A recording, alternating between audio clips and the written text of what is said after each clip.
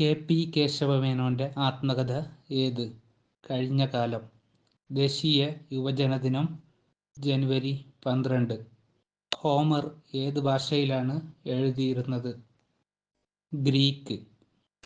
എഴുത്തച്ഛൻ എഴുതുമ്പോൾ എന്ന കൃതി എഴുതിയത് ആര്? സക്കറിയ. ഏതു വർഷം മുതലാണ് ഇന്ത്യയിൽ മെയ് ദിനം ആചരിച്ചു തുടങ്ങിയത്?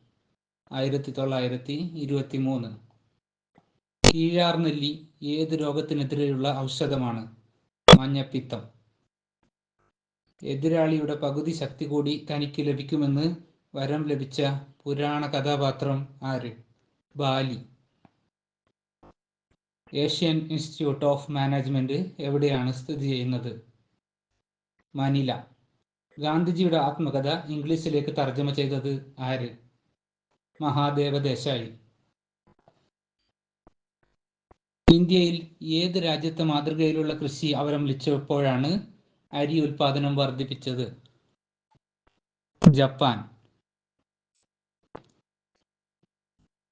റിസർവ് ബാങ്ക് രൂപം കൊണ്ട വർഷം 1935.